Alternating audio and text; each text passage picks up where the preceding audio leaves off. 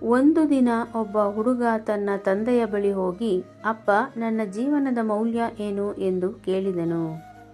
ತಂದೆ ಅವನಿಗೆ ಒಂದು ಹೊಳೆಯುವ ಸುಂದರವಾದ ಕೆಂಪು ಕಲ್ಲನ್ನು ಕೊಟ್ಟು ಹೀಗೆ ಹೇಳಿದರು, ಇದರ ಮೌಲ್ಯ ಏನೆಂದು ತಿಳಿದುಕೊಂಡು ಬಾ, ಆದರೆ ನೆನಪಿಡು, ಇದನ್ನು ಯಾರಿಗೂ ಮಾರಾಟ ಮಾಡಬೇಡ ಎಂದು. ಹುಡುಗ ಮೊದಲು ಹಣ್ಣಿನ ವ್ಯಾಪಾರಿಯ ಬಳಿ ಹೋಗಿ ಆ ಕಲ್ಲನ್ನು ತೋರಿಸಿದನು. ಆತ ಅದನ್ನು ನೋಡಿ, ಇದು ಚೆನ್ನಾಗಿದೆ, ಇದಕ್ಕೆ ಬದಲಾಗಿ ನಾನು ನಿನಗೆ 2 ಸೇಬು ಹಣ್ಣುಗಳನ್ನು ಕೊಡುತ್ತೇನೆ ಎಂದನು. ಹುಡುಗ ತಂದೆಯ ಮಾತಿನಂತೆ ಬೇಡ ಎಂದು ಮುಂದೆ ಹೋದನು. ಮುಂದೆ ಅವನು ಒಬ್ಬ ಪಾತ್ರೆ ವ್ಯಾಪಾರಿಯ ಬಳಿ ಹೋದನು.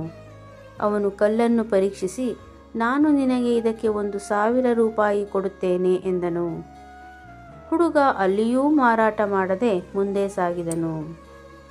ಕೊನೆಯದಾಗಿ ಅವನು ಒಬ್ಬ ಅನುಭವಿ ರತ್ನದ ವ್ಯಾಪಾರಿಯ ಬಳಿ ಹೋದನು. ಆ ವ್ಯಾಪಾರಿ ತನ್ನ ಮಸೂರದಿಂದ ಕಲ್ಲನ್ನು ನೋಡಿ ಆಶ್ಚರ್ಯಚಕಿತನಾದನು. ಇದು ಅತ್ಯಂತ ಅಪರೂಪದ ವಜ್ರ, ಇದನ್ನು ಖರೀದಿಸಲು ನನ್ನ ಇಡೀ ಆಸ್ತಿ ಮಾರಿದರೂ ಸಾಲದು, ಇದಕ್ಕೆ ಬೆಲೆ ಕಟ್ಟಲು ಅಸಾಧ್ಯ ಎಂದನು. ಹುಡುಗ ವಾಪಸ್ ಬಂದು ತಂದೆಗೆ ವಿಷಯ ತಿಳಿಸಿದನು. ಆಗ ತಂದೆ ನಗುತ್ತಾ ಹೇಳಿದರು, ನೋಡು ಮಗನೇ, ನಿನ್ನ ಜೀವನದ ಮೌಲ್ಯವೂ ಅಷ್ಟೇ. ನೀನು ಯಾರ ಜೊತೆ ಇರುತ್ತೀಯೋ ಅವರು ನಿನ್ನನ್ನು ಅಳೆಯುತ್ತಾರೆ. ಮತ್ತು ಕೆಲವರು ನಿನಗೆ ಹಣ್ಣಿನ ಬೆಲೆ ನೀಡಬಹುದು, ಆದರೆ ನಿನ್ನ ನಿಜವಾದ ಬೆಲೆ ಗೊತ್ತಾಗಬೇಕೆಂದರೆ ನಿನ್ನನ್ನು ಸರಿಯಾಗಿ ಗುರುತಿಸುವ ಜನರ ಮಧ್ಯೆ ನೀನು ಇರಬೇಕು ಎಂದು.